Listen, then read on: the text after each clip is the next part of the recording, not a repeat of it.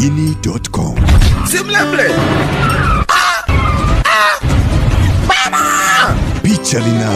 Picha linaanza, mabibi na mabwana. I hope umefuatilia sehemu 3 za nyuma, na leo tunaendelea kuitazama historia ya dunia na Africa specific, tukiangalia kwa nini ukoloni ulikuja. Tunajaribu ku make sense, upate muktadha, kwa sababu jinsi ambavyo tulisimuliwa na position tuliokuwepo, labda hatukuelewa hivi ambavyo tulielewa. So tunaendelea pale tulipoishia na yule mkali wa hizi kazi, Razi Mtamaduni. Kwa hiyo elewa ukoloni hivyo haikuwa ishu ya Ulaya wana nguvu kuliko Afrika au Afrika tuna nguvu kuliko wao. Hii idea ilipandikizwa baadaye sana, lakini kiuhalisia ni kwamba binadamu popote unaweza kuvamia au kutawala kwa muda fulani bila kujali rangi au asili yao. Mfano, ukisikia Songhai Empire ni jumla ya chiefdom kibao ambazo zimelazimishwa kuwa chini ya chiefdom moja, na usidhani waliungana kwa kuunda tume. Ilikuwa ni vita na maelfu walikufa hadi unasalenda na kukubali kuwa chini ya himaya moja, na baadaye himaya inapotetereka wanajitenga au kupinduana. Hii la jamii na jamii kusuguana halijawahi kuisha hadi leo. Binadamu kuresist utawala fulani baada ya muda fulani ipo hadi leo. So hata utawala wa koloni ulipitia kipindi hicho kote walipoenda. Kwa hiyo Haiti kupata uhuru miaka hii ni ushahidi kwamba wauni wa Ulaya hawakuchukua raundi kabla ya kushindwa kumtawala binadamu. Kuna watu wanasemaga eti walikuwa na teknolojia kubwa kuliko jamii nyingine. Ukweli ni kwamba silaha za wakati huu miaka ya 1600 haikuwa teknolojia complicated kihivyo kwa akili za kawaida za binadamu. Kuna watu wanatengeneza magobore nyumbani. Mkwawa aliwahi kuwatrick jeshi la wakoloni na kuwanyang'anya silaha zao na kuzitumia dhidi yao. Ndicho kilichotokea na ikabidi watoe uhuru wa watu kujitawala. Na hapa ndipo nikupe huu mtazamo wa kufikirisha kutoka kwa huyu blaza anaitwa Frank Zanu. Asili yake ni Benin, lakini ameishi nchi nyingi duniani ikiwemo Asia na sasa ni raia wa Marekani. Ana project yake inaitwa Project Rethink, ambayo nakushauri ufuatilie mijadala yake, utajifunza vingi. So let me share something with you. Every single colonized country in Africa, the day the British or the French left, they left behind post office, fire stations, metropolitan buses with air conditioning, bus stops, street lights, clinics, hospitals. Where are they today? You know why? Why? Do you know when you travel the 54 countries in Africa, ask each person in every country, what is wrong with your country? Leadership. Leadership. All of you say the same word. But it's true. So let me ask you, since 1960, the country has been picking the wrong leader every 4 years. Not really. It's hard for people to maintain things when they're not gaining a lot. No, it's hard for people to maintain things when they don't have the concept of maintenance in their culture. Frank anasema tatizo linalotukabili Afrika ni kwamba viongozi wa kwanza wa nchi zote za Afrika zilizopata uhuru, wazazi wao na mababu na mabibi zao hawakuwahi kuongoza taifa lolote, na hata ambao mababu zao walikuwa machifu walikuwa wanaongoza watu wachache na wanaofanana vitu vingi tofauti kabisa na walichokirithi kwenye nationalism. Kwa mfano, Mwalimu Nyerere, eneo hili la Tanzania lilikuwa ni sawa na kupewa mataifa zaidi ya 120 uyaongoze. Ndio maana wengi walifeli. Either jamii wakaishia kwenye vita za wenyewe kwa wenyewe na kupinduana, au kiuchumi kwamba ujamaa ulitupa kitu cha kushare kama jamii, lakini ulifeli kiuchumi kwa sababu kikawaida tu binadamu ni kiumbe binafsi, elementi ambayo ujamaa ulikuwa unaikataa. Yaani ninunue gari langu then liwe mali ya yoyote kijijini. Maana yake wale wavivu wangekuwa wanatega kwa wachapakazi, na mwisho wachapakazi watakosa morali kwa sababu ya kuhisi wanabeba mzigo mzito. Zaidi, itikadi zote zile hazikuwa na asili ya Afrika. Kwa hiyo yote nimejaribu kukujengea picha ya pande zote kwamba Ulaya ilikuja kubadili mtazamo wake dhidi ya Afrika baadaye sana. Lakini miaka yote waliishi wakijua kuna kingdoms kule zina uwezo na maendeleo faa kuliko sisi. Sasa tuje specific kuzielewa zile nchi ama kingdoms kutoka Ulaya zilizoanza hiki tulichokuja kukiita ukoloni ndani ya Afrika. Kwa nini Wahispania na Wareno ndio waanze safari? Kwanza jiografia. Ukicheki kwenye map, Ureno ni kama Eva ubavuni mwa Adam Uhispania. Ziko mwishoni mwa Ulaya upande wa magharibi. Kama unakuja Afrika, na ndio sehemu ya Ulaya iliyogusana na bara la Afrika. ni majirani zetu. Funny interest ni kwamba zilikuwa nchi za Kiislamu. Niambie historia ya Uislamu kwenye hilo eneo. Unaifeel hiyo culture ya Kiislamu ambayo ilitawala miaka ya nyuma? Yeah, kuna vitu vingi. Kuna baadhi ya maeneo mpaka sasa hivi yanabakia na majina ya Kiislamu. Mfano kama eneo la Madrid, ile neno la Kiislamu. Oh, Madrid. Yeah, Madrid neno la Kiislamu. Tunaita Madrid. Ni Madrid. Ile ni Madrid. Kuna sehemu inaitwa Alicante, neno la Kiislamu pia. Kuna maeneo ya Kiarabu kwa sababu hamna maneno ya Kiislamu. Yeah, sorry. La Kiarabu actually. Yeah. Kuna Al-Boraya ni neno la Kiarabu. Kwa hiyo hao ni machache lakini ni yako mengi sana, lakini ukitoka hapo pia kuna zile infrastructures, majumba ya Kiislamu ambayo yana mishepo ya Kiislamu najua ya Kiarabu actually. Kuna baadhi ya misikiti ya zamani, kuna baadhi ya makumbusho ambazo let's say pale Madrid kuna makumbusho ambayo ni inazungumzia msikiti wa miaka ya nyuma. Kwa hiyo ni watu ambao wanaheshimu tamaduni za Kiislamu na wamekuwa wakiishi na watu kama hawa kwa muda mrefu sana. Ukienda south of Spain kuna sehemu inaitwa Andalusia, ni kuna asilimia kubwa sana wa Waislamu. Na hapa yenyewe Spain, especially eneo la nilipo, Waislamu ni wengi sana, watu na Mspanyola mzungu kabisa, lakini ni Waislamu. Ijumaa na kama msikitini na swali. Yes, wakati wa Arab Empire hili eneo liliitwa Al-Andalus. Ilikuwa moja ya eneo tajiri zaidi Ulaya na walikuwa Waislamu kidini. Kama umewahi kusikia The Crusades, jeshi la wauni wa Kikristo wa Ulaya waliojikusanya na kuja kufanya mauaji kuelekea Jerusalem. Moja ya sababu ilikuwa hii kwamba himaya ya kanisa inaporomoka. Kings wanazidi kujitenga na kuainisha madhehebu yao, lakini nimekuambia wote ni Wakristo. Alafu wanaona taifa la himaya ya Kiislamu inazidi kudamshi jirani. Story ya Crusade nitakupa siku nyingine. Tukianza na Spain, hapa ndo Messi alisafiri kutoka Argentina akaja kuhiti duniani hapa Barcelona. Wazee wa The Money Heist, La Casa de Papel, nchi ambayo hata benki haiwezi kuwa salama. Spain sio akili za Le Professor na kibao matata cha Bella Ciao tu. Ni ardhi yenye drama nyingi. Tukianza na kwenye jiografia yake, ukiangalia kiujumla, upande ambao imeshikana na Ulaya ni kama imepakana na Ufaransa kote, lakini kama kilomita 2 hivi ndani ya ardhi ya Ufaransa kuna eneo inaitwa Rivia. Ni sehemu ya Spain lakini ipo ndani ya eneo la Ufaransa.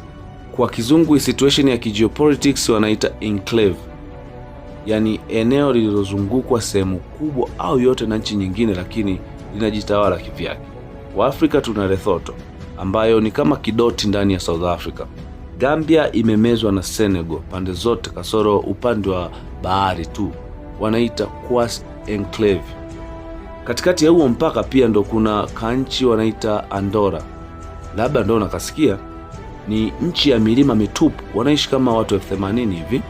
Tukija upande wa kusini kuna eneo wanaita Gibraltar ambalo Uingereza inasemekana ni lake licha ya kwamba halipo kwenye mipaka yake kwa sababu ya unyeti wa mlango wa bahari wa Gibraltar unaotenganisha bara la Afrika na Ulaya.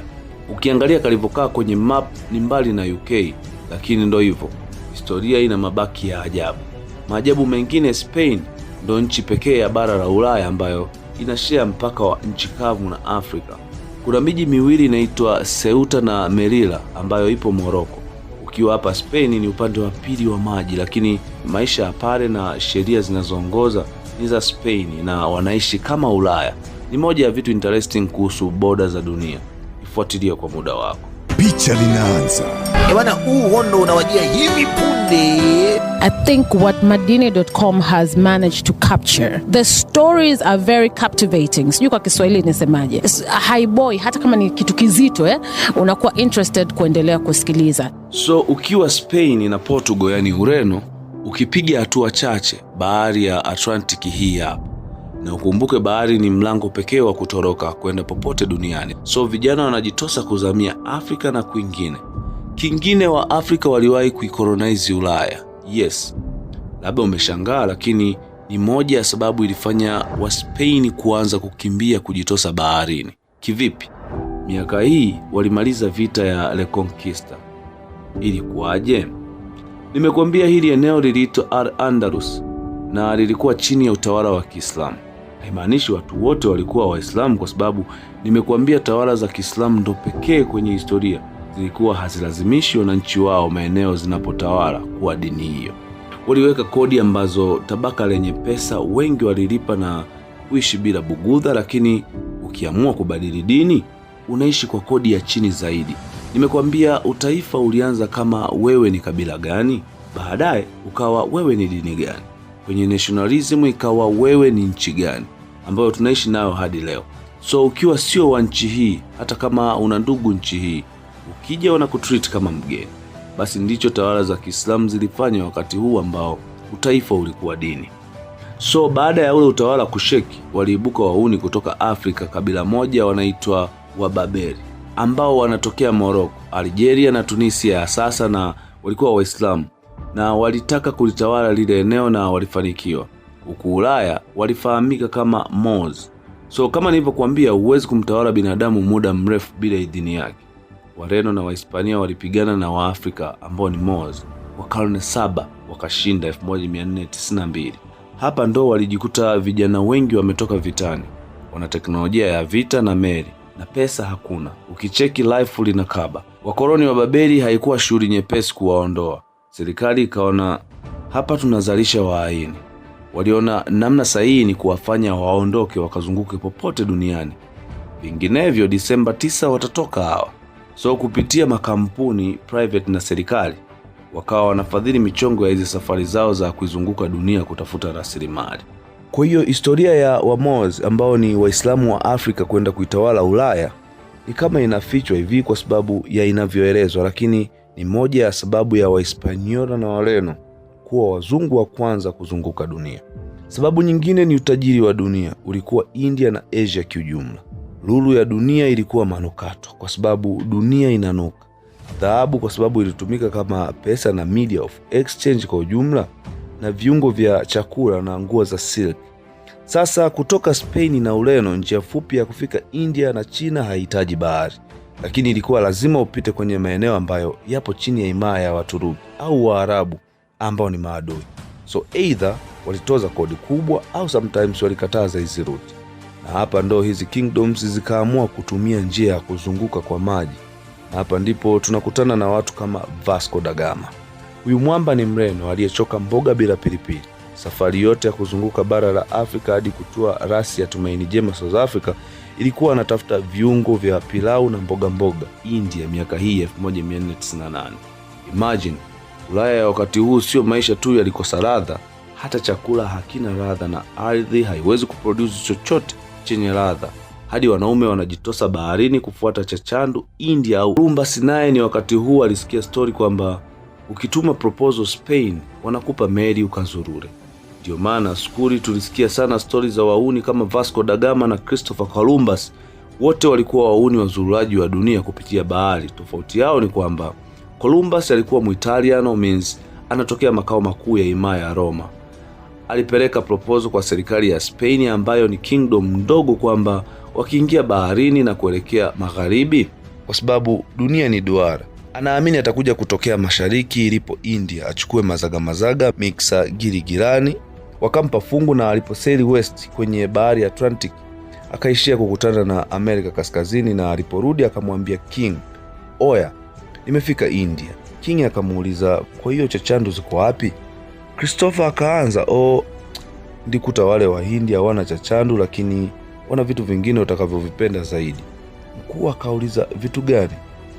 Christopher akamwambia, mkuu, wale wauni wamezungukwa na dhahabu na vitu kibao vya thamani, na zaidi ya yote jamii zao hazina ulinzi. Falme akasema, Christopher, hebu njoo tuongee. Umesema wana dhahabu halafu kingdoms zao hazina ulinzi? Na hapa ndipo nikupe muktadha mwingine. Hawa jamaa walikuwa wanazunguka kuyapa majina maeneo waliofikia ili kuwapa urahisi wenzao wa Ulaya, kama ambavyo walichora ramani za bara la Afrika. Ilikuwa ni kwa matumizi yao, lakini baadaye wenyeji wakaamua kuarithi majina na ramani. Sijui umenielewa? Hadi leo waliendelea kuwatemu watu wa jamii za wa Amerika wa asili, Native American, kama Wahindi wekundu, Red Indians, kutokana na kamba za Christopher Columbus. Hakuna uhusiano wa India na watu wale. You know what I liked about Columbus Day? It was a specific, inspiring story of a man by the name Christopher Columbus. And he raised money, he fought for years, he finally got the ships, and he sailed the wrong way around the world. He found himself in a place called the Caribbean, and he was like, this is India. And the people there were like, I don't know if you've been eating some of the herb we've been leaving about, but this is totally not India. Brother, we are not Indians. He's like, I know Indians when I don't see them, just on the far side, so you're West Indians. Brother Vasco da Gama yeye ni babu wa CR7, Mreno ambaye proposal yake aliandika kwamba anaelekea kusini akiamini akizunguka mwisho mwa hili bara la jirani yao Afrika kuna maji ya kumrudisha hadi akaione India. Hii yote kutafuta iliki, pilipili manga na chachano. Sababu ya mwisho ambayo ilifanya Spain na Wareno kuwa wa kwanza ambayo huwa inawekwa mbele na wengi ni walikuwa na meli za teknolojia ya juu. Ziliitwa the Caravel. Karne hizo Ulaya nzima ilifeli kutengeneza meli nzuri. Nilikwambia hata mfalme wa UK ndugu Henry wa 8 Ngoso wa Maravidavi alitengana na kingdom kuu kanisa Katoliki ili kutaifisha ardhi ya kanisa iliyokuwa na misitu ya kutengeneza meli. Lakini Wareno kwa sababu walikuwa chini ya tawala za Kiislamu zilizoruhusu ubunifu, ikawa rahisi kampuni zao kufanya safari za kwenye maji kuijua dunia kabla ya wengine. Sasa baada ya kuelewa kwa nini walikuwa wa kwanza, wacha nikupe waliwezaje kuja kutawala hadi Afrika licha ya kwamba tulikuwa mbele yao sana. Picha linaendelea. Kama nilivyokuambia, yani Madini.com ni zaidi ya chuo. Madini.com wanakuelezea kwa undani zaidi